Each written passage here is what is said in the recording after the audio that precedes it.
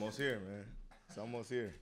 That's what I've been saying this whole break, this whole little time off after OTAs and everything like that. Everybody's been asking me, you know, how you feeling, what's going through your head, and just been saying, man, I'm itching.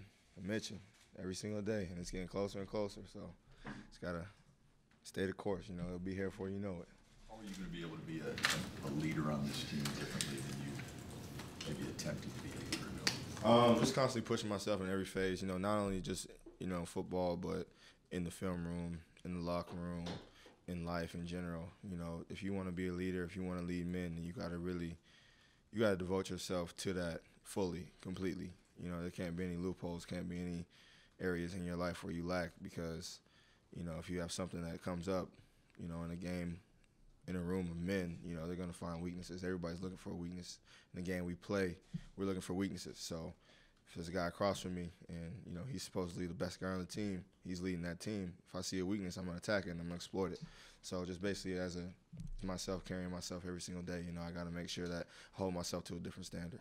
You're a passionate guy. I think we all know, football means a lot to you, but can you just put into words, why you've had that itch to come back, why you're so anxious and excited about this season? Honestly, man, my dad, he put it in me a long time ago, and the number one rule he told me, well, the number two rule, because the number one rule is the golden rule, treat others the way you want to be treated, but the number two rule is you get out what you put in, So every single day I work, I put time in, put energy in, put effort in, make sure I'm trying to hit a new ceiling, a new height, and just make myself better, not just for me, but for my teammates, because if we're all out here, if they're out there doing their work, doing their job, working, I got to be doing the same thing. I got to make sure I deliver for them, and I got to be able to deliver until the last whistle blows. So I got to make sure that I can do that. Speaking of golden rules, Al Golden was here doing coaches interviews this morning, and he's talking about the linebackers. He said it starts with J.D. He also talked about how you got here in February after Patricia was hired, just to talk to him about what you need to do to get better. Could you explain how that feels and why you did that so soon? I mean, it's definitely, an honor to be, I guess, seen in that light. But, I love this game, man. I love it. And honestly, no matter who I was playing for, if it was just me doing it for me, I'm going to give everything I have. So, just the way we operate around here, the way we carry ourselves, I want to make sure that I'm giving every little bit of effort that I have to the team and to the coaches. They're here putting in time every single day, every single night, and who would I be to come in here and say, I don't feel like doing it today. They come in here every day and they get it done, so I got to do the same for them. Do you feel like it's a big jump between your first year pro, the second year pro, as maybe from going from college to pro? You know how you have that gap. Yeah. Is it a bigger gap from 1 year to two as a pro? I don't know if I would say it's a bigger gap, but I would say it's just a different gap. I mean, it may be the same size, maybe a little bit smaller, but it's just different. Like, there's things that you have to deal with from college to the pro. You're basically becoming a kid to a man. You have to grow up overnight. You have to. You have to learn how to be responsible with your money. You have to be responsible with your time. You have to be responsible with your effort and your energy and where you put that at and how you prioritize things from college to pro. From year one to year two, you kind of know what you have to do, but now you have to fine-tune every little aspect that you had to transition into, everything that you had to change from college to pro. Now you have to fine-tune those things and make them better and turn it up a little bit here, turn it up a little bit here, and make sure that different things that you're doing are making you a better player. Isn't there an advantage that you're targeting your play for a specific team as opposed to for the draft? You don't know where you're going to be all those months you're working out for the combine, isn't that? Most definitely. It's more personalized. It's not as generic. I'm trying to be a better linebacker. I don't know really what scheme I'm going to fall into, but now I know what scheme I'm in. I've worked on it during OTAs. I know how to train when I'm back home. I know what drills I need to do, what's going to translate to the scheme, what's going to translate to the field better than just doing these regular drills. It's different. Jarrad, we've heard players in various off seasons change their workout habits, change what they do to get ready for the next season. How did you change at this time this year compared to last? I mean, honestly, I really don't know. I mean, I just went out every day and said, hey, I got a goal I'm trying to reach. And for me, when I train, I kind of look for a feeling, and it's like you kind of chase that feeling that you have in a game. If you're down, you know, it's late in the game, you're tired, you're drained, and then now you got to work. You got to work once you get that feeling. And every time you feel that, it's going to be later and later in the training session. So once you hit that point, then that's where you're bumping up that ceiling. So that's why I kind of chase when I train. You took your time off, though, right? Oh, yeah, most definitely. Yeah, had to. Yeah. What kind of sense do you have, conceptually, big picture of what this defense looks like or is now as opposed to maybe back in April? And I guess, are you still a little curious as to how it's going to look when it's Raiders, Giants, and camp, those kind of things? Most definitely. I mean, going against our team, it's kind of you're kind of in a comfort zone. You kind of have that security blanket a little bit, but it's flying bullets.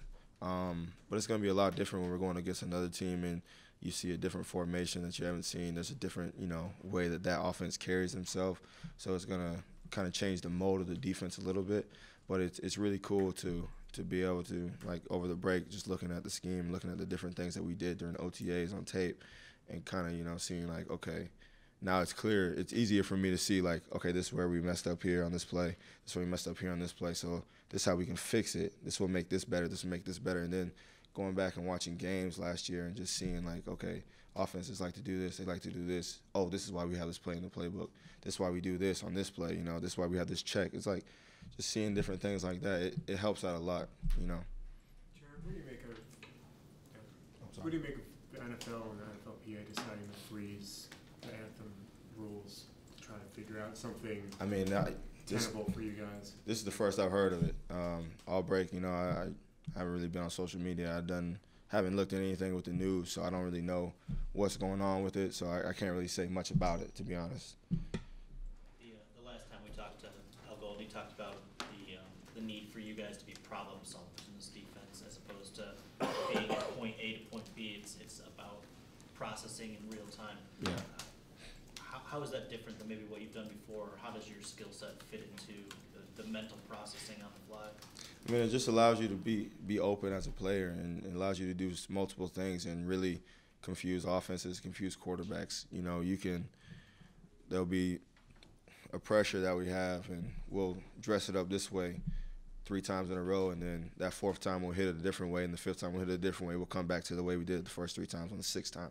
So it's being able to have that flexibility and that range as a player. It allows you to, I guess, feel more, you have more ownership of it, because now it's like, hey, I want to do it like this, or not it's we want to do it like this.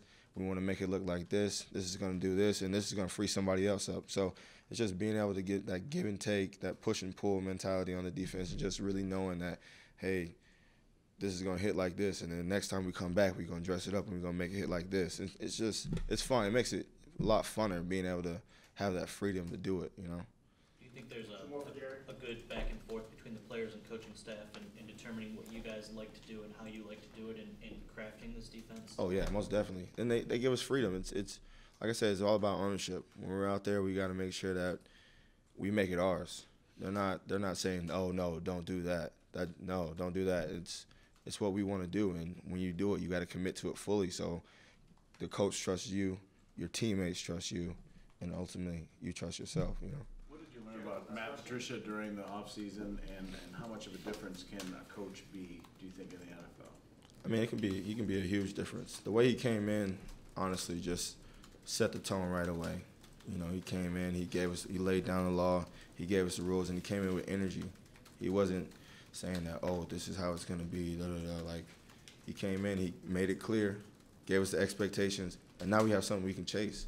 So every single day we're trying to hit that mark, and if we don't hit that mark, we know we got to come back the next day and put in the extra work to make sure that we get where we need to be.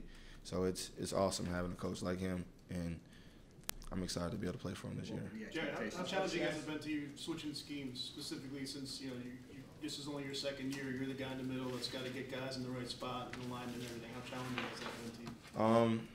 I mean, every day it's a pretty big challenge, but honestly, it's something that gets me going every single day too. It's just having that coming in, knowing what I got to attack, knowing what I got to chase. It makes it fun to come in here every single day. It never gets boring. It's never going to be boring. It's because there's so much that we can do on this defense. There's so many ways we can make it look. There's so many things that we can do.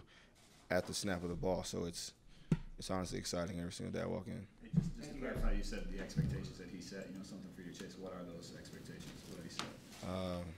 I mean, it's just I don't really know. I want to get into it right now, but it's just it's really big stuff, and to be honest, it makes the game that much funner. Thanks, Jarrad.